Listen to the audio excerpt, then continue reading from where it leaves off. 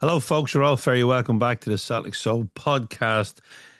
With me, as usual, for our weekly chat on all things Celtic, and there is so much to talk about this week. Once again, is Glasgow journalist Michael Pringle. Michael, you're very welcome back to the Celtic Soul podcast. How was your weekend? That was great, aye. I had a good weekend. I was out at a dance event on Saturday, had a break for the punk stuff and went for some old-fashioned rave music. So that was my Saturday. And it was an all-day event, I know. I can see the attraction as all-day stuff. You go home early, uh, relatively fresh in the morning. No, so I actually did this 4 a.m., 5 a.m. stuff. I was home for 10:30. So aye, I can see It's it's the future. it's really catching on, Michael. I had 3 gigs the weekend. I done two alternative clubs, which are late nights, and I done an 80s day party, which was kicked off at 5 o'clock and was finished about 9:15. Yeah. Now, unlike you, I stayed out a little later. But I tell you what, it was like, Michael. It was like an old school disco. Mm. You've seen a lot of old school pals. And it was meant to be upstairs in a garden on the roof of the venue. Right. So with the weather, there was supposed to be a storm coming, so it got pushed down into the pub, which was a lot tighter. But it was just great, and Mm. I forgot um, because I know if I'm playing 80 stuff, it's normally from, I suppose, the alternative bracket. Yeah. But I forgot how good some of the pop tunes were, and Aye. I do have some guilty pleasures. Uh, that's the thing. The 80s stuff I didn't really appreciate too much at the time because I did listen to like punk and ska music and stuff like that. No, so I find myself listening to absolute 80s and stuff like that quite often now and singing along in the car. No, and the kids are like, "Get that off, get that off." But it really took a bit of time to appreciate some of the Yeah, tunes. it's like a good wine, it matures Mm. with time, like ourselves, Michael. But it was, I have to say now, so I'm finding now, stuck the news on last night, Michael, and it's a tough watch with the news channels now with this Trump, Yeah. right? What an absolute walloper, right?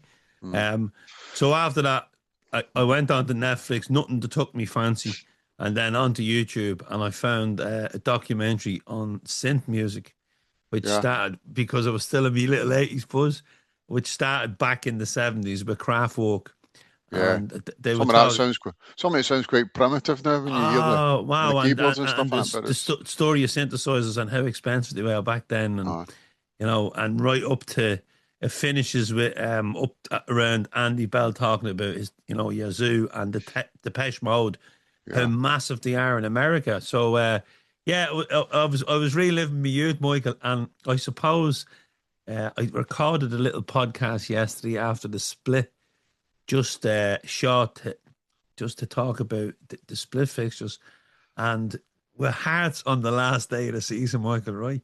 I'm back in the 80s, 1986. And I seen a post this morning saying, oh, but we had McClare and McGrain and all that then. But we don't have them now. But we have what we have. And Yeah. after Dundee on Sunday, which was torture at times, Mm. um, watching the strikers. But, you know, I think, you know, I think it's incredible after the season we've had that we're still in this title race, and it's thanks to probably the man management of Martin O'Neill, because we have been ravaged with injuries as well Yeah. as an incompetent board. But I'm also hearing, Michael, and you'll probably be able to fill me in a bit more detail, that your section of the ground could be full for the first time in a long time on Saturday. Saturday when we play Yeah. St Mirren. So, Finally. what's the update from Glasgow on the Well, Green Brigade? I don't. I will. They're back. They're back. No, and it's long overdue. I don't think their position's really moved much. I think this SAG, SAG has been a bit of saga. No, I think that's a smokescreen. To be fair, I think Celtic have just decided, look, if we keep them out and we don't win this, then we're going to be held accountable. And so they should. So I don't think the Green Brigade's position's moved. I'm not sure if it has moved any, but reading the statement, there's three conditions. The three conditions were, well, two of the three conditions were already there anyway. So adhering to season ticket terms and conditions. The only one that looks different is the SAG. A report will be sent to SAG after each game, but I think that happened anyway, regardless. So I think I think it's been quite a sort of clever sort of statement that's been released that doesn't really give much away, but looks as if the group have sort of bowed to new conditions when it doesn't really look like it. No, they were at. I've seen they were at the Celtic B team game on Saturday, and the opposition manager Sandy Clark, of all people, was praising them for bringing a great atmosphere and paying the Albion Rovers players' wages for the next month. So that's not all bad, is it? So, but it's brilliant. Brilliant they're going to be back, and I'm looking forward to this game on Saturday so much now. Every home game I've sort of dreaded in recent months because it's just been so poor, the atmosphere in our section and stuff, and the whole ground. But I'm really buzzing to get back because I think it'll be.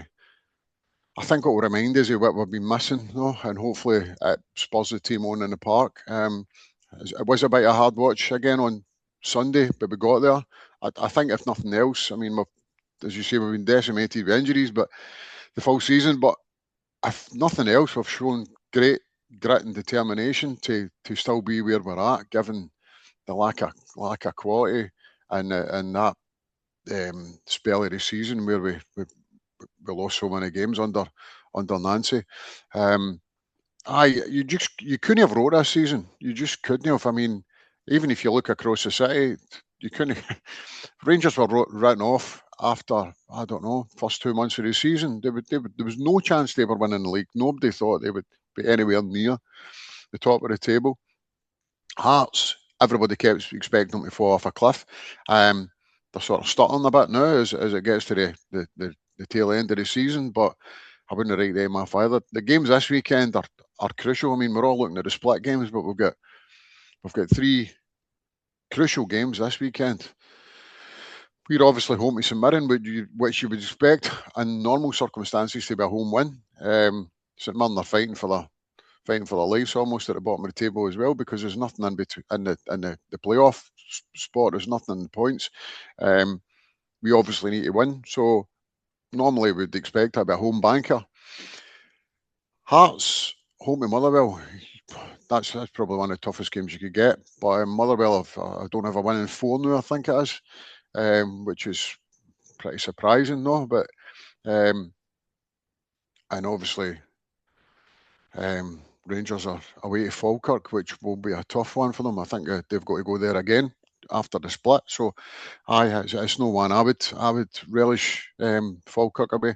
So, it's it's still all to play for, and this could be a really incredible ending of the season. And I'm glad that the board or whoever's made the decision up there has finally came to their senses, because if this had continued, the finger was only pointing in one place, and it will continue to point at the board regardless. You know what I mean? But I think that it might be parked until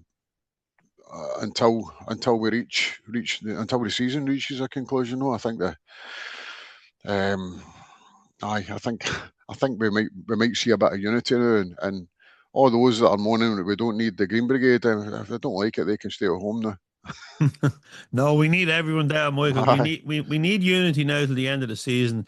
We need to park the fiascos that have been going on off the park with recruitment and such, and the management roller coaster. All has to be parked now, because we can get back into this in the summer then, and have the conversation. But I think for now, it just has to be. We just all have to concentrate on the football now. Just a quick one, Michael. The Green Brigade, right? That was a blanket ban, and many people were actually charged with a breach of the peace. Oh, was that what they were charged with? I think there's 7. I think there's been one assault charge without injury, and I think there's 7 breach of the peace charges. Are they still banned? I'm not sure. Some of them, I did speak to somebody the other week, and they says that the bans were lifted when they went to court. Okay. Even though the police and stuff are wanting to keep them in place, but I think the majority of them have been lifted. So, I don't know about the single assault charge without injury. So that's but I did speak to I spoke to somebody that was charged with breach of the peace, and he says he had to report to the police station while the games were going on. But then it went to court, and the ban was lifted. So they should be back. Well, So that's your homework for this week, Michael. So the next time you come on, you can fill us in. I'm sure you'll see all the faces anyway at aye, the game yep, I will on indeed. As Saturday. I say, I'm only 2 rows behind the section that's cordoned off. The galling thing for me is that loads of these guys aren't even Green Brigade members. They're just Northcov sort of Yeah. guys Uh, that join in to make a noise and stuff, but they've just been the thing is, the Green Brigade get their tickets together as a group for away games, and that's how Celtic identified who they were going to ban. So a lot of the people that are banned aren't the Green Brigade members, but they'll go to the games with the Green Brigade. So, rather than yeah, their supporters it's a coming and get kind their of a tickets that way.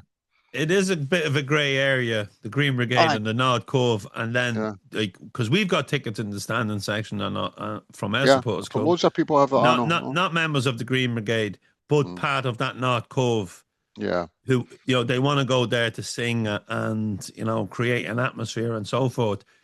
Another question, Michael, about the Green Brigade was yes, we saw the positives of Albion Rovers manager Sandy coming out, a good Rangers man, and yeah. telling us that Hearts man and all. yeah. So he's come out and he said, this is help pay the wages, which is brilliant for the loan and league teams, non-league football. The B team have been struggling. Mm, The club have, not really covered them. In fact, they haven't covered them on the website. We spoke about this last week, so it was good to have the B team back in the news aye, because ignore the loss. maybe the club now. But it's funny since we spoke about the Ultras documentary a couple of weeks back about how these young kids were bringing, support to the local teams. Some chairman liked it, Yeah, and aye, you know, love to see them there. Others didn't. mm, But now you have like the likes of the bigger clubs, and if they like if this becomes a thing and people start supporting the B team, it can only be a good thing for that league because someone said to me they're not sure if Celtic will play in it next year. But if you mm. don't play in that, there's no reserve league in Scotland. So where do they play? I know. It's funny. You're talking about that about the young kids want to get into this. I mean, I remember back. I started going to football.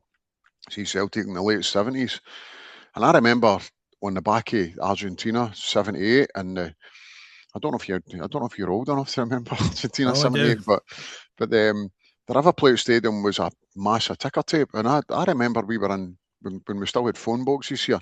We would go into the we would go into the phone boxes and take the actual phone directives, which were huge things at the time, and we'd spend a day ripping them up and take them along in a plastic bag to the football and try to recreate the River Plate Stadium. No, it was like three staying it in the jungle or the Celtic end. I mean, at the away games.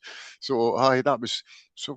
I mean, it's always the visual thing as well has always been a sort of a part of a thing that kids want to go into. I mean, when you dig into football, it is about the atmosphere and stuff. It's not just about what's going on in the park. I mean, you see lots of kids going along and they get bored with what's going on in the park, and you can blame them at times. But a lot of it is it's about soaking in the atmosphere and the whole spectacle of it all. So we've always had sort of ultras to an extent.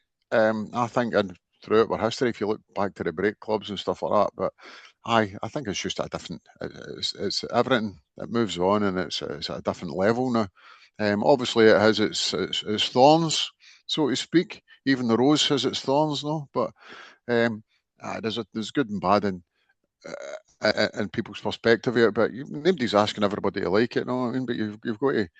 accept that it's here to stay. It's been at Celtic for over 20 years now, and I think it will be, regardless of whether the Green Brigade are there or no, there'll be if they're kept to it, there'll be other groups that rise up, despite what the club tries to do to keep them at bay, So, yeah, aye, good point. aye, Yeah, I do, Michael. I do remember 78. I only remember the final, and I do remember the ticker tape. I watched it oh, with my older brothers.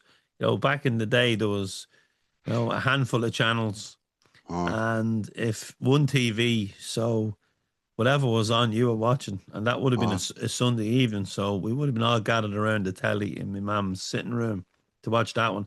I have vague memories of it. I think the first World Cup I probably watched game for game was 1982 right. in Spain. Yeah. Well, the 78 one was the first really for me. I vaguely remember the 74 one, but I was really, really young. But the 78 one, I started going to Scotland games and stuff. So, before everybody believed that Scotland was going to win the World Cup here, which is incredible to think now. But we had European Cup winners and Douglas and Souness and um, future, European Cup winners and John Robertson as well. Players like John McGovern, the captain of Nottingham Forest, who was a European Cup winner in '78, couldn't make the squad. So everybody believed that we were going to win it, and England hadn't qualified. So we played England a week or two before we left for the World Cup, and we lost 1-0 to England, but I was at that game, and Scotland suffered some serious injuries, and Gordon McQueen and can't remember who else, but somebody else was injured just before it. Gordon McQueen, we had all square posts at Hampden, there was square wooden posts, and I think it was against Wales, or he'd injured his thigh and never made it. But everybody thought that Scotland were going to win it, and they did beat the runners up in Holland. They beat them 3-2, and but Archie Gemmill goal that everybody goes on about to this day. But unfortunately, lost to Peru and drew with Iran, who are going to be at this World Cup as well. So we'll see how that goes down in America with the Iranians being there. But hopefully they do well. Yeah, well, there's been talk of Iran not taking part, and then maybe another team getting in. I know the Iraqis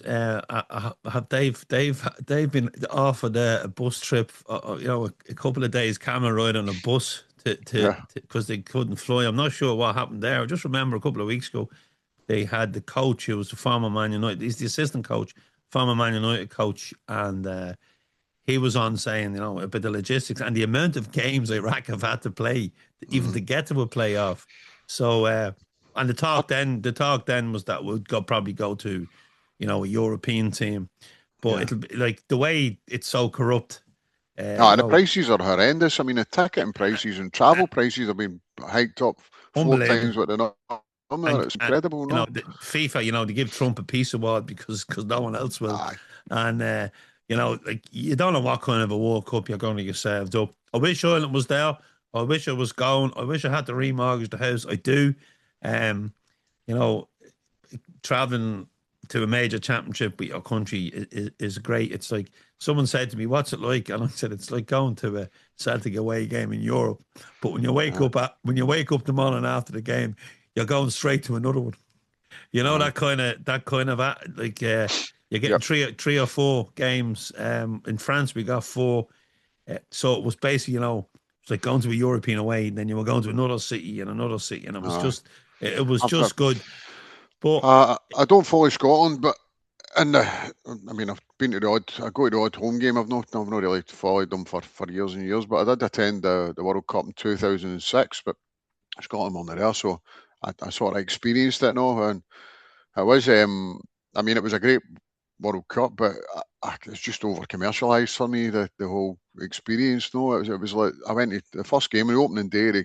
I went to see Poland and Ecuador, and Gelsenkirchen and Schalkersgrund, and it was like 65,000 Poles there. It was just like a home game for them, but it was people walking up and down the stairways selling ice cream. I felt as if I was at the cinema, and that arena is like closed over with a roof and stuff. So it just felt as if it was like an indoor arena with somebody selling me ice cream. I just thought this isn't for me. You know what I mean? But Yeah. I did attend a good few games. I went to a Brazil and Croatia game in Berlin as well, and I saw Sweden twice with Henrik Larsson playing. So that was sort of a highlight for me, even though the games weren't great. And I watched a lot of the others on the screens and the fan parks and stuff. So I just wanted to experience it Yeah, once, and there's no better place to do it probably than Germany with the fan culture there. But yeah, 100%. A lot of people speak about, someone says to me they should hold the World Cup and the European Championships in Germany all the time. it's easy to get about.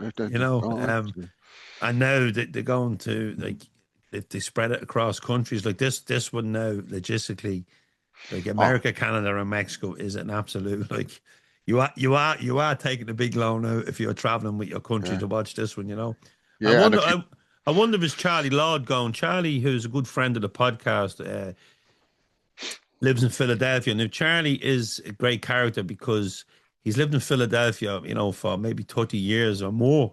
And he's never attended an American football game, a basketball game, right. an ice hockey game. But yeah, he flies home on a regular basis to go to see Celtic and Ireland. And he's been to a lot of the World Cups. He's attended a lot of the World Cups. He's a great man for tickets because he's been to so many major championships that he gets tickets for the finals. He was in Russia. He was a good few of them. So I must get Charlie on to the podcast to talk about his thoughts on the World Cup in America, because I'm sure there's games in Philadelphia, and he would have been hoping that.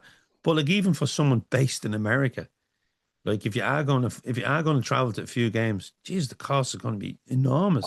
Especially if your country progresses, you know what I mean, into the latter stages. It's just, I mean, the ticket prices are just disgusting. That's probably the best way to describe them. I mean, they are going to bring in, I think it's a 50 quid ticket for, we'll say, regular attendees, but I'd imagine that won't be a huge allocation. And probably like 5% or something in the stadium. But you can, like they're probably going down the road now. They're probably discussing 4 quarters in games, to get more advertising in. Yeah. I mean, you wouldn't put anything past them. I have been to America, but I've never attended any of their sports events out there. I did go to Madison Square Gardens, but it was for a show rather than a. But I have attended American football here in Scotland when we had the American football here, and that last quarter is a long.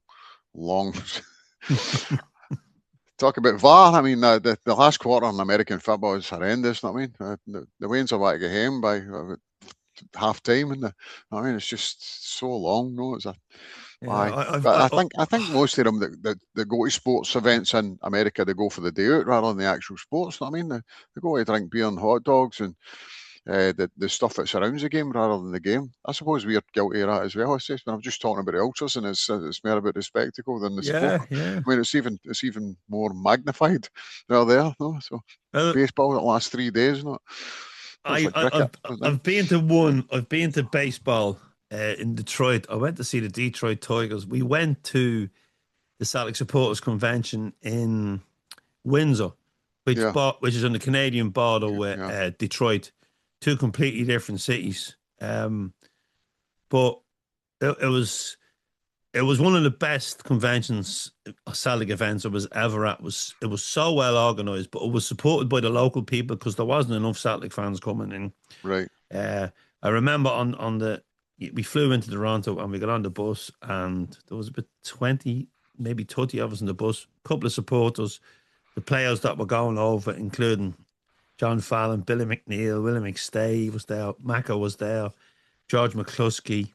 There was a couple more of the Lions, I think, but I remember Billy McNeill sitting at the front of the bus, and it was like it's kind of a surreal moment, like, and we were down the back of the bus,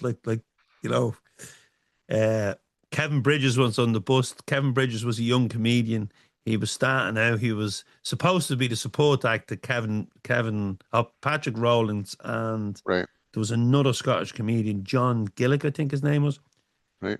But Kevin actually headlined an outdoor show on the Detroit River. It was absolutely spectacular. The venue. It'd been used for a blues festival, and the lads that were organising it, Stephen, he managed to get the council to back the Celtic convention, and Yeah. it was incredible. Like, and to see Kevin Bridges as a young kid who knowing you know, he had the place in uproar, and obviously he's gone on to do quite well for Oh, himself. And wasn't it? Oh, Patrick's still playing the club scene. I'm not sure about John. I haven't heard of it from John in many a year. But anyway, one of the days we went into Detroit, we took in the Motown Museum, which is brilliant. Anyone gets a chance, two houses and the history of it. And we went. I think we went to a brewery that day as well. Went to the Car Museum. We'd done all the tourist stuff, and then we ended up at a baseball game. But we're in this mini brewery, which you can see the stadium. So I said, "What time are we going to the game?" And Big Rick said to me, he said, oh, he's from Detroit. He said, "Ah, don't worry." He says, "It's only it'll be on for about 5 hours." mm, And I was there. I didn't know baseball went on so long. aye, it's So crazy. we probably went in for the last, I don't know, 3 hours. Yeah. I done the whole experience. I had the claw, I had the big foot long dog. I had the beers coming to me seat, as you say, the ice cream. But by the end of the game, it was only me and Rick that was left. Everybody had gone to the bars in the Aye. stadium, where there was lots going on there as well. But it was called the Bark in the Park, and you could bring Bring a you, dog. you could bring your dog to the game, right? And the camera would go on to the people, and they're all singing "Let's Go Down" to the ball game, right? And those Alsatians, German Shepherds, Jack Russells, and they were all in the colours, right? And they had their own stand, and I think it was sponsored by Pedigree during the game. They kept flashing up on the screens, right? But it was like, and I always remember Nacho, Paul Gillespie, many people that know Paul from the Brazen Head. Paul Yeah. said to me, he said if they do that, they should do that in Celtic Park. He says, and they could call it the mongrel in the jungle. So That's very yeah, good. that was my only experience, but that was a brilliant convention. When you get to, Michael, when you get to, enjoy football culture with music, and especially in such a, I love soul music. That was a brilliant one. Great memories, great times, but that memory of King Billy at the top of the bus, It's funny. leading the I, charge. I spent a wee bit of time with Billy McNeill one time. We were travelling to Milan, and the Lisbon Lions were going there for the anniversary. I think it was maybe for the anniversary. I don't know, maybe the Feyenoord game. I can't remember exactly, but I was flying to Manchester and getting a connecting flight, and I'm sitting in the airport. I'm sitting in Glasgow Airport, and Billy McNeill comes sauntering along, and he's limping, and normally I don't speak to players and former players unless I know them, no. But I put my head up. I went, "All right, Billy, how you doing?" And he sat down beside me, and "How you doing, son?" That, and he started talking away to me for to be going the flight, and then when we go on the flight, I was row 6C, he was 6D, so he was across the aisle for me, so everybody was coming up and asking for pictures and stuff, and then they thought I was with him. They thought I was his travelling companion, I think. But he was actually going to Manchester because he'd managed Man City. He'd friends in Manchester who he was going to stay with overnight, and then he was flying on to Italy. But it was great just to spend that hour and a half or 2 hours with him, talking away to him, just getting his thoughts on. I mean, you must, if you're a football player and a manager, you must hear the same questions for fans all the time and stuff. But it was great to spend it. He was really, really humble, down to earth, and great. But people coming up to me the next day and they were like, "Oh, you're the Billy McNeill, you're related to him." And I said, "Just met him in the airport, but got to spend that couple of hours with him." You know what I mean? So. It was quite a good experience, no. So What very what proud. what a man, what a Aye, legend, and like a true ambassador for Celtic. He had aye, like I saw many memories of Billy McNeill. He used to park his I think it was a gold Volkswagen Jetta in the mm, old car park outside the pool's office, and he would just chat to anybody. He would Aye. just, he was such he loved it. Mm. And when you think now of the beautiful statue to him down the bottom of the Paradise Way, where he was parking his car and where he would have ran up as a lion. Jackie and John had in the car last week, and I remember picking Billy McNeill and Tommy Gemmell up. They came over for 2 gigs with us years ago for St Margaret's. We done a dinner and a lunch with them, and to have them in the car, like you're kind of in awe. And we got stuck in traffic. It was the best traffic jam I was ever in listening to them. Aye. Well, I didn't actually see him play in the flesh. No, I've seen him on TV and stuff playing the last cup final stuff like that. That was sort of, but he was Aberdeen manager, I think, when I really started going to the football and stuff. But they spells, obviously, the centenary season and stuff, and winning the league with 10 men and stuff like that. So he's a, even though I didn't get to see him as a player, as a manager, it was a big impact in my sort of early years and going to the games and stuff like that. So it was great to speak to him. I've spoke to a few managers over the years. Some of them have left me underwhelmed, to be fair, but Billy wasn't one of them. So aye. Yeah, he was, as I said, incredible ambassador. And Manchester was the first time I met him. We went to box before I was supporting Celtic. We went to box, I think, in 1986 in Manchester in the Irish Centre. And Tady McKenna, who was our boxing coach, is a Man United fan. So we went, he took us all to Old Trafford. He took the team to Old Trafford. We were allowed in. I remember we kind of stood on the side of the pitch, but we didn't see anybody. We then went to a small, if memory serves right, a small souvenir shop, and it was all Man United stuff. But they had a Celtic hat, flat kind, the ones with the crest on the top. Yeah. Now this is obviously before Old Trafford's been developed to, the superstores and that they have now. A bit like when Celtic Park had the little shop beside the ticket office. So I bought this Celtic hat. I wasn't a Celtic fan at the time. I didn't start supporting Celtic till 2 years later. But I think I was around maybe 14 or 15. But because I had no affiliation with Man United. So, some of the lads were buying bits and pieces. Bought the Celtic cap. And then when we came out of that, he said, right, we're going to go to Main Road now, to Manchester City's stadium. I think he was trying to keep some of the older boys from going to the pub who were boxing. Right. So we all headed off to the Main Road. We couldn't get access, but they sent us to the training ground. Right. And we went down to the training ground, and Mick McCarthy was on the physio's table. They gave us access. He was getting physio, right? He was chatting away to us. Then Billy McNeill came in, and he copped the Celtic hat.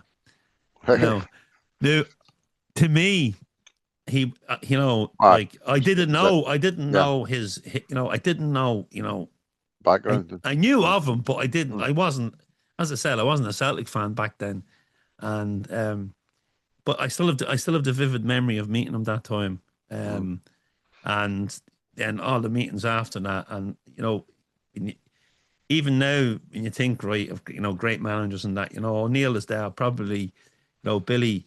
What a manager he was, that centenary season, the influence he had. And if Martin O'Neill can have that influence now, we spoke about World Cups. There's Martin O'Neill went, played in the World Cup. He's won European Cups, and now he's back. There could be a role. They're talking maybe there could be a role upstairs for him. People are saying maybe he'll be offered another year. Would he want it? It's just that it's been. It's nice to reminisce, but as we look forward, Michael, we better get back to the present. As we look forward, we're often swimming in nostalgia here. Yeah, do you know what? What's wrong with that? Nah, there's nothing wrong with that. What's wrong with that? There's only so much you can look back at the games and look forward. But if I look back to if I just touch on Sunday, have we finally seen a striker that could get us the goals, to get us over the line? Because his Iheanacho's goal on Sunday was a striker's goal, and after Big Tam's first half, where You know, he just couldn't score. And I said it yesterday that I, he reminded me of Johnny Kenny earlier in the season. He was getting into all the positions, but he just wasn't converting the yeah, chances. it worked hard, Chivanchira. I thought he really worked hard, and he got himself into great goal scoring position. He just took a wrong option on every occasion. I thought. Um, I mean, there was times when he should have shot and he passed, and then there's times when he should have passed and he shot.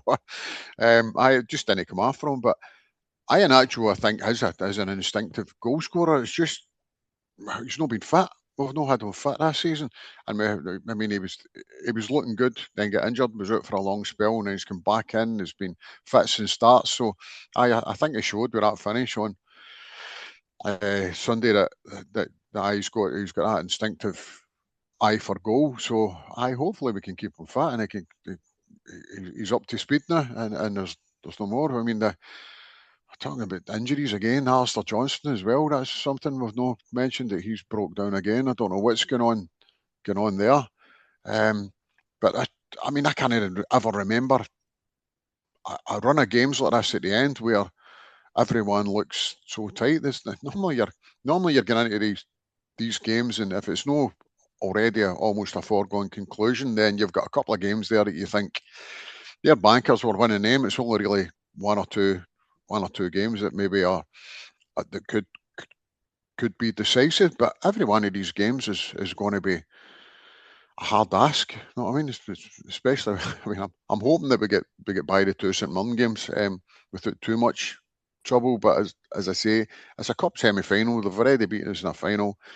In the league game, they're battling for points with Kilmarnock to avoid that relegation playoff spot. So, but the five after that, I mean, you could put a bet on any team winning any of the fixtures. Hibs are still Hibs and Motherwell and Falkirk are all looking for European spots, and the other three, ourselves, our city rivals, and the Jambos are all looking for that title. So it's just an incredible finish to what's been a remarkable season, probably for all the wrong reasons. Know what I mean? I mean, if you'd have asked Hearts fans after a month would they win the title? No. If you asked us after a month of the season, would we win? Aye, we would have been confident. We would have finished top. Rangers, their fans would have said no chance given the start that they had. So for this to be where we're at now, I mean, it's just absolutely remarkable. So aye, we just need to keep going, and hopefully we can find some sort of sustained form, because we've been playing in fits and starts, a bit like Iheanacho. We've been playing in fits and starts. We've not really had many 90-minute performances. I thought it was going to be a bit of that again on Sunday, because we played well in the first half, but still just that one goal in front. So anything can happen, and then penalty, and there you go. I mean, it was Colby Donovan couldn't do anything about that. It was blasted up him. He actually tucks his arms in before it, and then when the shot's time, his arm comes out. I mean, it's very close to him, and so you couldn't do anything about it. You couldn't hold that against him, and by the letter of the law, it's a penalty. It's going towards the goal. So but these things happen. So it was just great that we showed the grit and determination to keep going to the end, because that's that for me, that's a mark of what Celtic are. We don't chuck it when the going gets tough, and maybe a couple of times this season we've just lost our way a bit in games when we've dominated games. I mean, the game was the first game at Tannadice, dominated the first half, should have been 5 or 6 in front, and then you fall apart in the second half. It's been too many times this season that's happened when we've only played, not even for 45 minutes, maybe a 15-minute spell. And at Ibrox there in that cup game, I know we were decimated with injuries and it was a bit of a strange lineup, but I kept thinking during that game there's going to be a 10-minute, 15-minute spell where we dominate, and there wasn't really. It didn't happen. It really didn't happen. And I thought, and while I was watching the game, I was going, we're going to get a spell, and we'll create something. But we didn't. But we got through it in the end by hook or by crook. So, so we might need a bit of luck in the running. I mean, there's obviously been I know you were discussing the fixtures and that last night, but they're all moaning about it. I mean, you've got McCoist moaning. How we've got 4 home games in the last 6 and they're 4 away. I mean, they weren't moaning that much when we had to go to Aberdeen, sandwiched between 2 games at Ibrox recently and an away game at Stuttgart, and we came through them all. Obviously we've got we've got 3 home games to play in the last 5, which which was always going to be the case. You know what I mean? So I don't know. I don't actually see what I'm moaning about. We've got Hearts at the last game of the season, which is other than playing Rangers. I mean, could we get a difficult tie? I know we're at home, but they've already beaten it at home. So aye, it's tough for everybody. So I don't know what I want. They want us to play 5 away games at the end of the season just so it Oh, suits their agenda. you know, the conspiracy theories are out, right? And we'll have our own when we see the referees for the games. But just before we move on from Dundee, Michael, I'm a big fan of Sirachi. He came off the Yeah. bench. It was the subs who changed the game. Yeah. You know, who grabbed the headlines. I just think he just gives us something different. He's a different player than Tierney. I know Tierney's brilliant at giving balls into the box, and he knows what it is to play for Celtic. He knows what it means to the fans. But what a great player to have there. You know, to brings an energy. come in. I think his selection of passes as well. You know, he gave the assist for the goal. I just think, and I know, like anyone that knows me knows how much of a fan I am of him. I love to see him coming on. I love to see him starting. But obviously, you know, it's one of the positions that we are strong in. Yeah. We do go on about how weak we are in places, but that is one of the positions we are strong in. Tati didn't get a run out. He was probably, I think O'Neill was, you know, privately probably blamed him for the goals in Dundee and United. It could be a bit harsh, but he spent his time on the bench anyway. But yeah, well, I think Hattati has cost us more than a few times this season, and I mean, I appreciate what he brings to the side. I mean, he's got a range of passing that nobody else has got. I don't think in the squad. So, and he can open a game up for you, but too often he's caught in possession and stuff. And I think we need to eliminate the mistakes and stuff, especially at this stage of the season. So I think Hattati will still have a huge part to play, but that might be for the bench. And we're looking at maybe Engels coming back again, which he's been a huge miss for us, I think. Personally, I mean, I know he's got his detractors and that, but I think he's a real quality player. And the work he does off the ball is something that goes unnoticed as well. And I think he added a bit of grit to his game. He looked a bit of soft touch when he first came in. But I don't think a club bidding 25 million for nothing because he's a duffer. You know what I mean? I think if we can get him back as well, that'll give us a boost. But Sirachi, as you say, brings an energy to the side, just brings the tempo up a wee bit. I think and when he comes into play, it just everything seems to be a wee bit more haste about it. When you're needing that sort of wee booster injection of pace, I think Sirachi helps to bring that to the side. When he takes the ball from Scales, he's not looking to give it back. He's looking to go. Yep.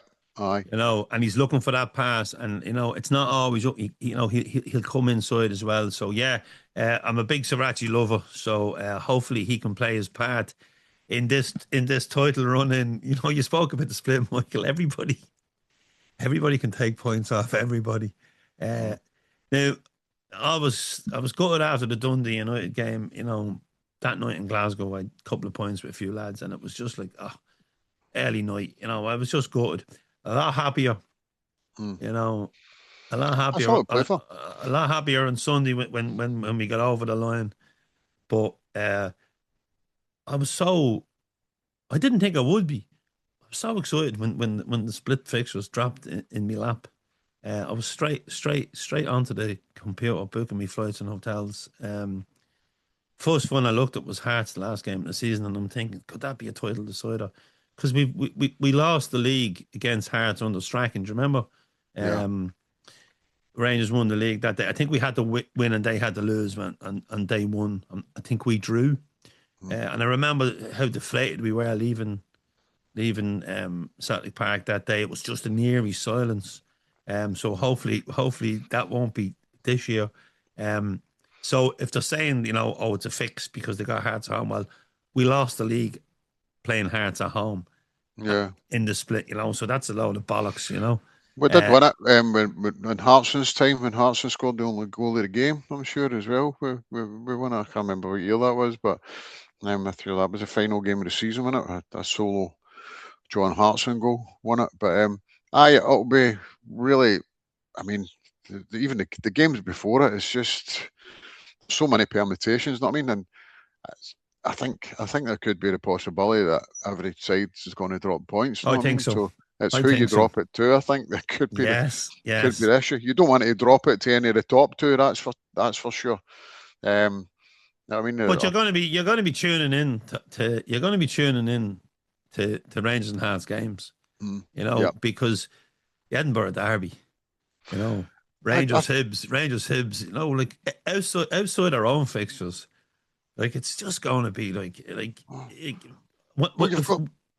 I'm at the game, everybody's happy here because the dog doesn't get upset.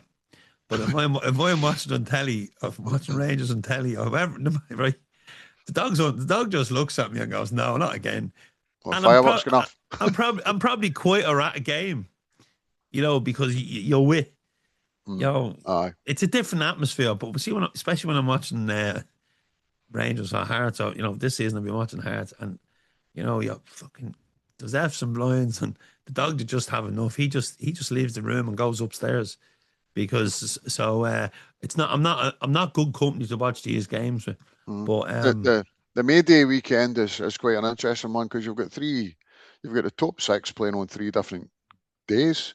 You've got us playing the Sunday against Hibs, and then Hearts and Rangers on the Monday, and Falkirk Motherwell on the Falkirk Motherwell on the Saturday. So you've got three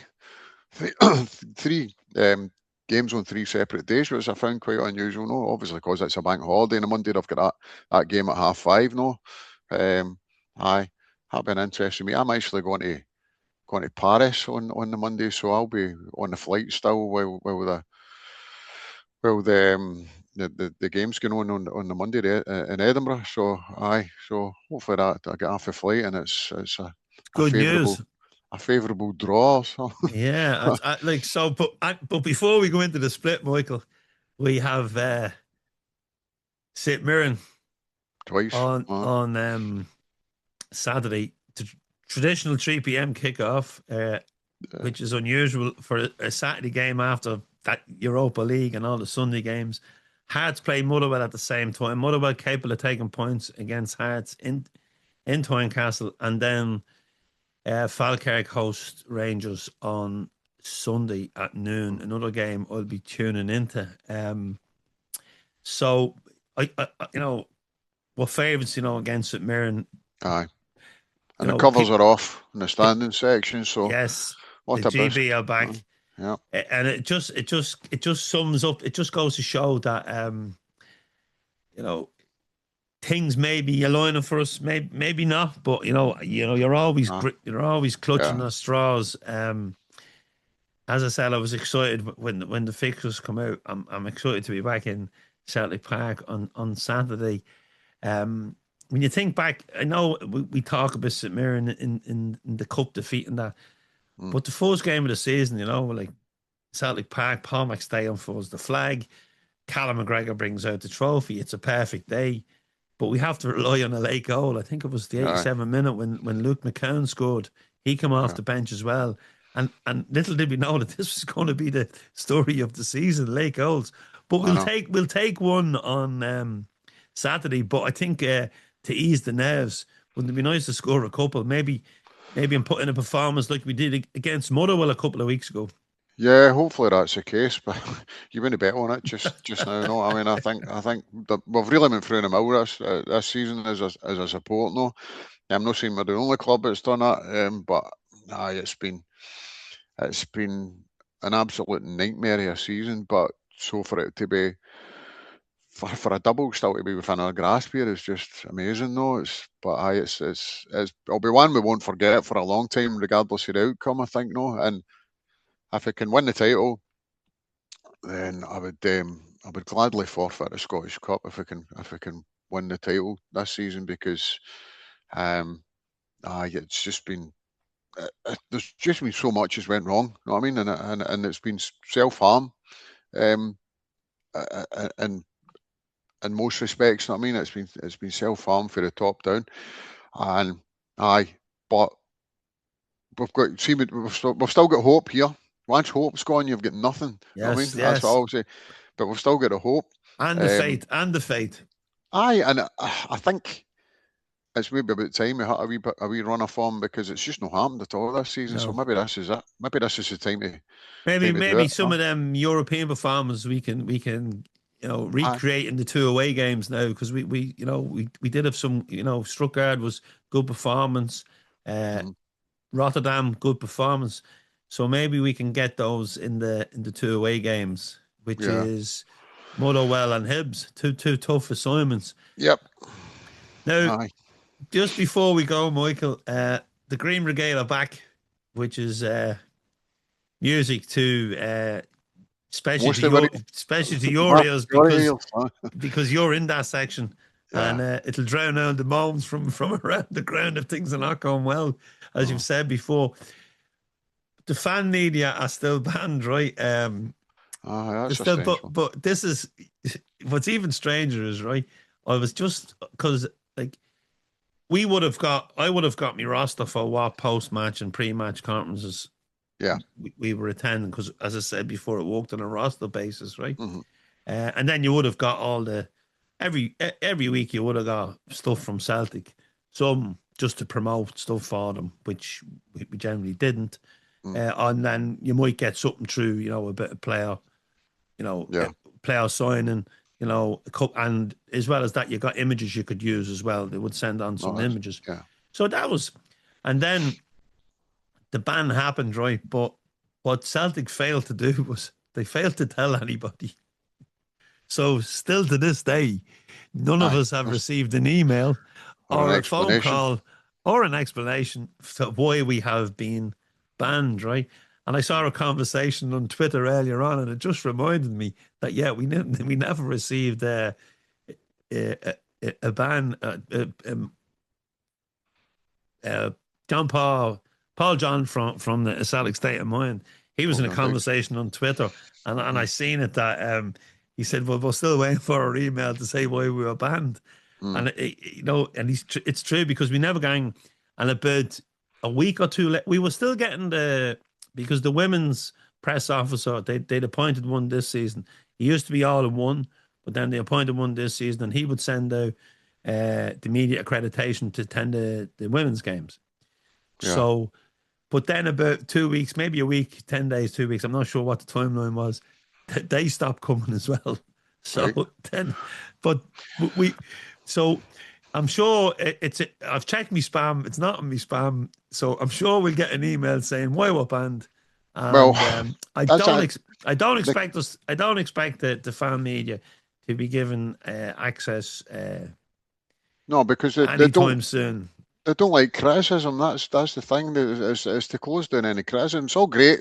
Fan media, bring a fan media on board when things are all rosy in the garden. But then once the shit hits the fan, they don't like the criticism. I always say, as Einstein said, unthinking respect for authority is the greatest enemy of the truth, and they don't like the truth out there. Well, let's finish the podcast, Michael, on a happy note.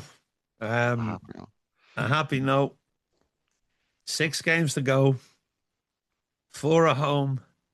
2 away. Can Celtic win the league? Definitely. I think we can definitely win the league. We've just got to win all our games. It's easy. No, I think what's crucial is we've got our 2 problems. We've got the 2 title contenders, other title contenders at home. That's a big one for me. I think Motherwell have sort of form's dipped a bit. So I'm hopeful that we can get a result against them. St Mirren, this week, I would expect us to win. Especially given the fact that the stadium's going to be full, it's going to be raucous. I mean, what a difference you're going to hear this weekend in the stadium. That's first and foremost. I mean, all the naysayers that want to moan about the Green Brigade, they'll probably be joining in with the singing this week instead of sitting on their hands. You know what I mean? So, and if they're no, then it won't make a difference because it'll still be raucous. So I'm confident we can take the points this week. Falkirk. I think we should have enough to get past them, although it will be easy. But they play an expansive game, Falkirk, so you get chances against them. So maybe a 5-4 or something against them.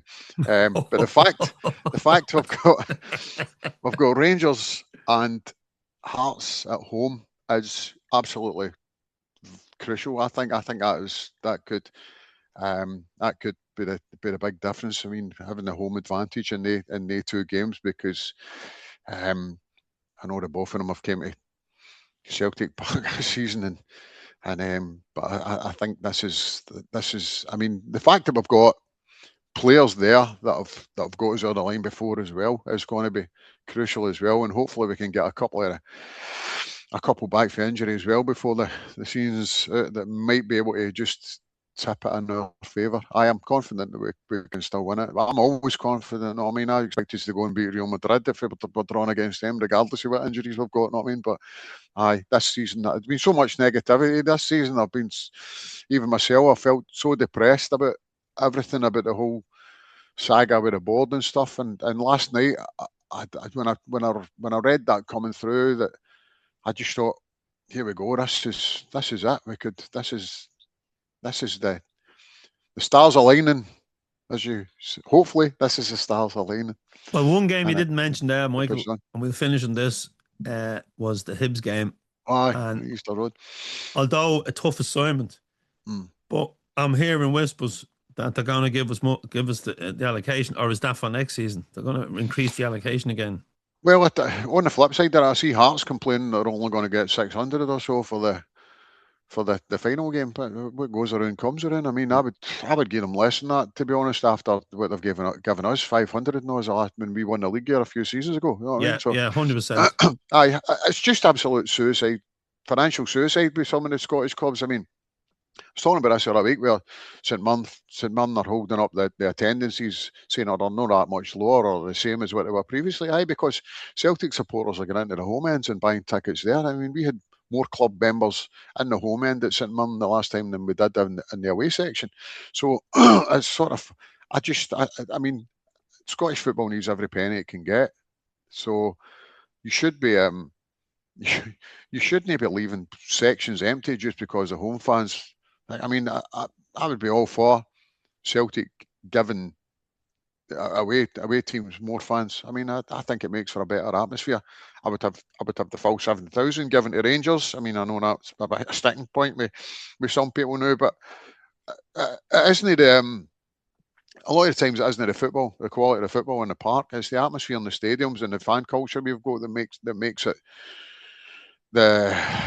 it the sort of product attractive, for me. So I would up there. I mean, obviously we benefit from that more than most because we have got a big travelling support. But does it make a difference to the result at the end of the day? No, Livingston have given us 8,000-9,000 for forever.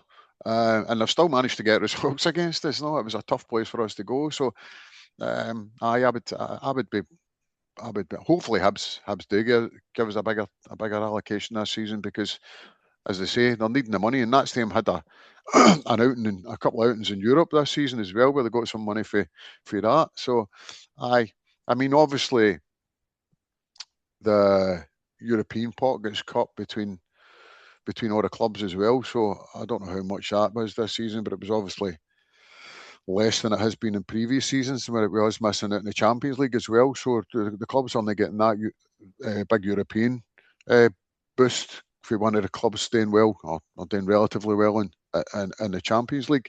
So every penny's a prisoner. So should be giving us more tickets. Why not? It's just not. It's nonsensical, to be honest. No, naughty. Yeah, and worth noting, Michael, the amount of empty seats there was in Dens Park from the home Aye, support. I know. It was incredible, the amount. We could have filled them easy.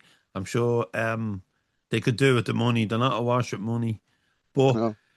for this week, Michael, it's been a pleasure as always to chat. I call it our therapy session. And we Cheaper than a psychiatrist. it's nice to reminisce as well as speak about the current situation. And it's been a positive week so far. Let's hope it continues on Saturday when we play St Mirren at 3 p.m. at home. We'll be there, and for those who will be there, we might see a few years on the road. I'm sure Michael's looking forward to seeing his people from the Green Brigade he knows back in the stadium. I'm looking forward to travelling with St Margaret's, the Celtic Supporters Club again. A big crew over on Sunday for Dundee, and a massive crew over now again this week. So enjoy the rest of the week, folks, and hopefully we're singing a happy tune come full time on Saturday. Thank you, and thank you, Michael. Thanks, Andrew.